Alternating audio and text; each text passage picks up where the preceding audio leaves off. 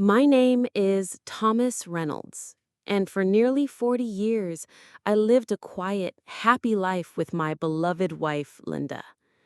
Together, we raised our daughter, Veronica, gave her a good education, and proudly watched her start her own family. For decades, Linda and I thought nothing could separate us. But 2 years ago, fate struck a cruel blow. Linda passed away. I won't lie to you.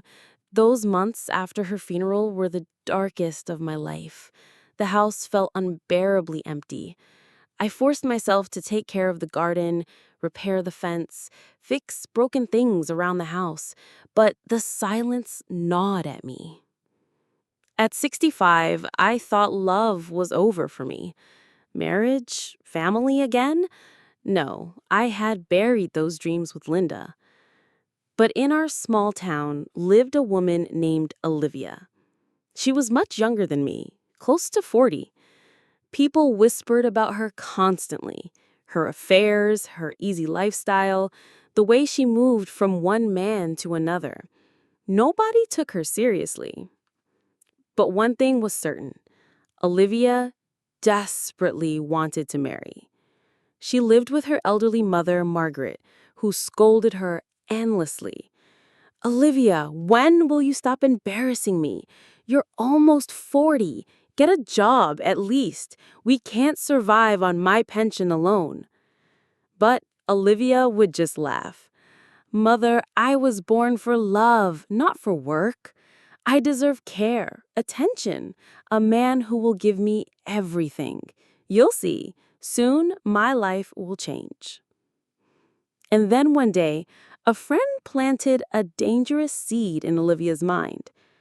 Why not marry Thomas Reynolds? He's a good man, has a nice house and plenty of land. He may be older, but so what?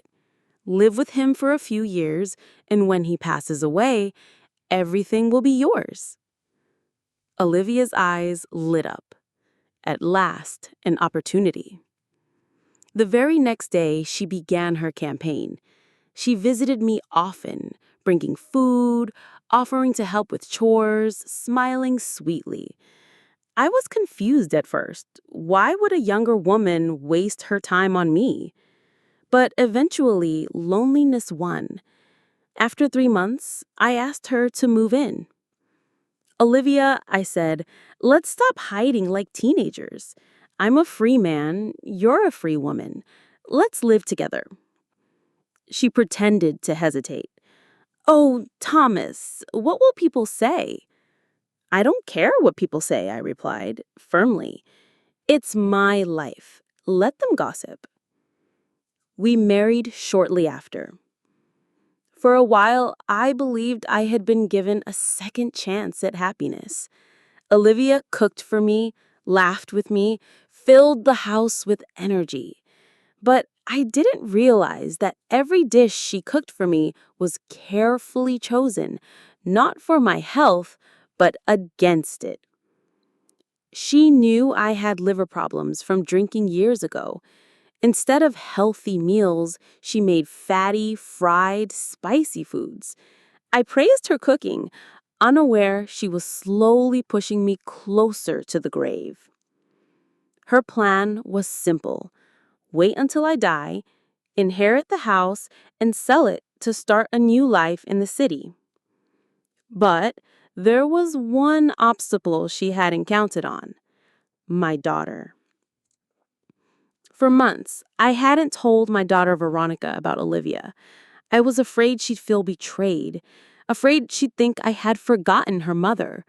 But eventually, I confessed. To my surprise, Veronica said warmly, Dad, you deserve happiness. You're still young at heart. I'm glad you found someone. Mom would want you to live, not mourn forever. What's her name? Olivia, I replied. She's Margaret's daughter, from down the street. Veronica froze. Olivia? Dad, are you serious? She's notorious. She doesn't want you. She wants your house. Stop, I snapped. You don't know her like I do. She's kind, caring. She loves me. Come visit us. See for yourself." So Veronica came, and her instincts immediately screamed, "Something is wrong." Olivia acted like a queen in my home, even tried to boss Veronica around, but my daughter stood her ground. "Listen, Olivia, if your intentions toward my father are sincere, I'll accept you. But if I ever find out you're deceiving him, I will destroy you. That's a promise." Olivia just forced a smile. But inside, she was furious. Veronica's presence ruined everything. And then, fate gave Veronica the truth. One late night, she slipped outside for a cigarette, something she always hid from me. Behind the garage, she overheard Olivia talking to her friend across the fence. "I had everything planned," she hissed.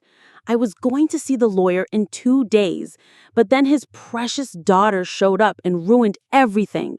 If Thomas dies, she'll take the inheritance. I'll be left with nothing." Veronica's blood boiled. She stormed inside and told me everything. At first, I refused to believe. "Olivia would never. You must have misheard."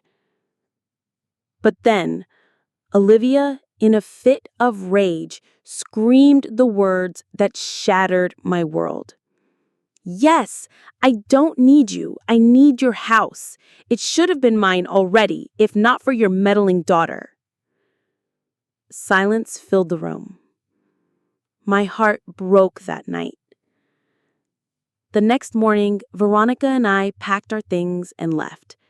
I filed for divorce immediately. Olivia didn't fight. She had already revealed herself. Now, my house in the village stands empty, locked tight. My friend watches over it. As for me, I live with Veronica in the city. I don't plan on going back anytime soon. Because sometimes the greatest danger doesn't come from strangers. It comes from the ones who smile at your table while secretly waiting for you to fall.